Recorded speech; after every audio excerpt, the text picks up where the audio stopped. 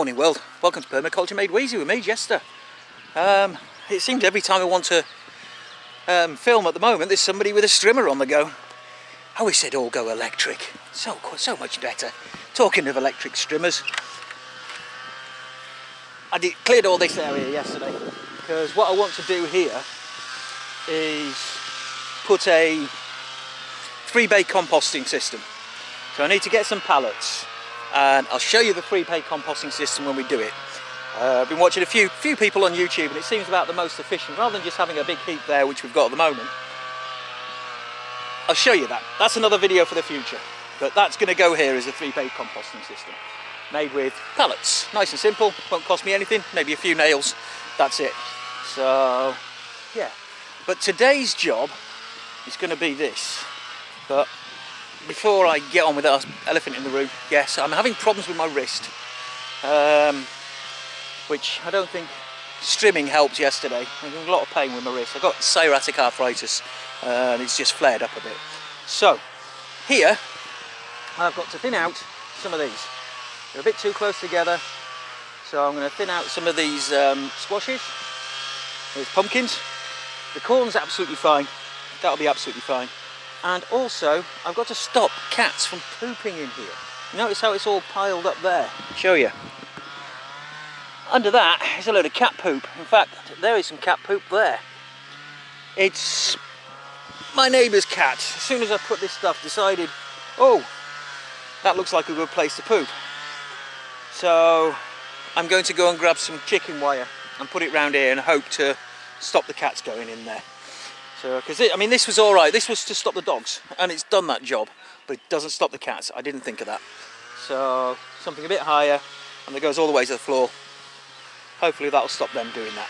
So, yeah, if you know any other ways to scare cats off that are humane, I don't want to piss my neighbours off, and I don't want to upset their cats because I like cats. There you go. Anyway, so that's my job today, is to get on with that. Obviously, there's all the normal things, watering stuff, etc. What else did we do? Oh yeah, yesterday I had a run around with a mower as well. I mowed all the paths and everything down here. So there you go. Anyway, I will catch you later. I will set up the tripod when I'm finished my cup of coffee. We'll set up the tripod and we will sort through there, weed it, thin it. I think some of the pumpkins, what I'll do is the ones I thin out, I'll stick on the swale with the bushes. They'll either work or they won't. No loss. Better than just pulling them out and throwing away. And that's it. So that's the plan today. Okay. What I've done, gone through, removed all the cat poop, thinned them out and weeded through there. And I've also added this chicken wire along the outside just to stop the cats going under the fence and pooping in there. Hopefully that'll stop them. I mean, they're lovely cats and I appreciate their presence. It's the thought that counts, but it's not a present I want. So I'm going to take all this lot up, grab a watering can and just water in the stuff that I've moved, because the squashes I pulled out from under there, basically the ones that were being shaded out, pulled them up and I've put them down where the bushes are on the swale. Whether they survive or not, I don't know, but it's better than just chucking them on the compost heap. They've got a chance of surviving. I have my doubts because I couldn't dig them out because I would disturb the roots of the ones I'm leaving behind, and I didn't get a massive amount of root with them. So I have my doubts that they will survive. If they do, brilliant. If they don't, at least I gave them a chance. Still going to have enough in there, and that's the thing. It was deliberate overplanting because when the plants are very, very young, they're susceptible for being attacked with slugs and snails and stuff like that. So if you plant more than you need, you end up with what you need at the end, hopefully. So that's it for now. I'm going to pack up all this stuff. I'm going to go grab a watering can and just water in the ones that I've replanted. And then I'm going to have some lunch. Catch you soon. Just down here, picking some kale. As you can see, it's doing all right. It's not doing bad at all. I'm happy with that. So when I pick the kale, what you need to do is always leave these central leaves, and leave enough largest leaves to keep getting enough sunlight to produce. You just go in, pull a leaf out, and that'll just keep going. I can keep going all year. This will keep us fed well into autumn. I mean, I love kale. It's very versatile. You can basically treat it like cabbage. One thing that I really like is with a stir fry is fry it up with onions, not with onions, with sugar, and basically caramelise it. If you cut it into really thin strips, a bit like seaweed. Really nice like that. But this is going into a vegetarian sausage, or 4 or 5. But yes, I'm going to use these to make a vegetarian sausage. Now, I do have a question. Would you like to see me cook with the stuff that we grow? Because that's what we're growing for. I've never tried doing a cookery thing. I suppose it's all part of the permaculture. So let me know down below if you want to see me cook and get some of the recipes that we're going to use over the year, just for something different. Anyway, catch you in a bit. Hello everybody, it's Wednesday. It's Wednesday afternoon. I've been up here a couple of hours and I've been hitting it hard with the strimmer. I've knocked all this area back again. And I've also cut that. I've just left that to lie and dry, and then it'll be put on top of all the haystacks. Eventually I'll put all the haystacks together. We'll just have one probably there and just leave that there, and we'll use that hay for some deep mulch beds later on in the year. Definitely. So, but the main thing was getting this area here, hitting back that dogwood that just keeps coming back. But eventually, if I keep cutting it, you can see here, if I keep cutting that back, it'll get weaker and weaker, and eventually it'll be gone. We'll have no more dogwood. So yeah, just want to quickly show you something before I disappear, and that is the grapes we planted in the last episode. I asked the question about the waxy covering, and it was actually my mum that answered on YouTube.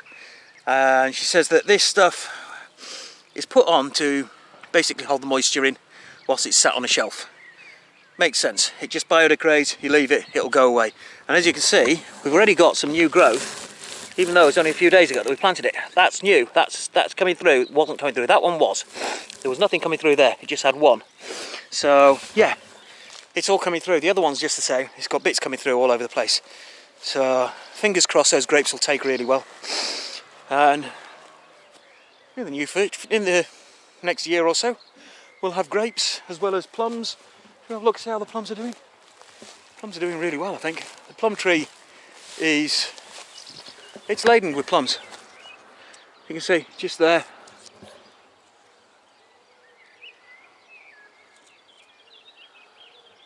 Just absolutely full of little plums. So this tree looks like it's going to be a really good producer, which I'm very happy about. So, because the plum tree in our garden at the house, that's really crap. It's got one plum on it, and last year the plums that were on it weren't very good. And also, you had a look at this. You can't really see on the camera, but this cherry, you can start seeing roots in here. Have a look up there. I'm hoping the camera will show it. That's roots under there. So hopefully we'll get 3 more ornamental cherries, which my mum really wants an ornamental cherry, and we'll put them down at the house. So there you go, the air layering seems to be working on that one. Not seeing anything on the plums yet, maybe they just take a bit longer. We'll see. Different plants take different length of time.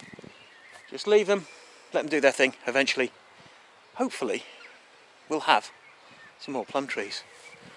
But I think that's it for me today here. I'm going to start packing up, I'm going to head home, edit this up, what I did the other day, put a video out for you. Now this Friday we're going to pick up a compost bin. The government have done this thing where you can pick up a compost bin. It's like €15 for quite a large wooden compost bin, which would usually cost you about 60, 70 euros if you bought it from eBay or somewhere like that. So we're going to go and pick one up in a few days, on Friday. So we'll put that together. I'll do that on camera. So that'll be another video, putting a compost bin together. Not that exciting, but at least it's some content. Anyway, that's it from me today. I'm going to call it quits. I want to say thank you very much for watching and say hello to the new subscribers. Yes, we've got some more new subscribers. So hello and welcome aboard. Feel free to share our content on your social media of choice, whether that be Instagram or Facebook or whatever. I mean, don't forget, we do have a Facebook page which is linked down there. And we are looking at possibly getting an Instagram as well. I've never been on Instagram, I've never used it. But I think we might be moving Permaculture Made Wheezy onto Instagram as well. So I'll let you know about that in the future. Anyway, again, thank you very much for watching. Don't forget, be like me, take it wheezy.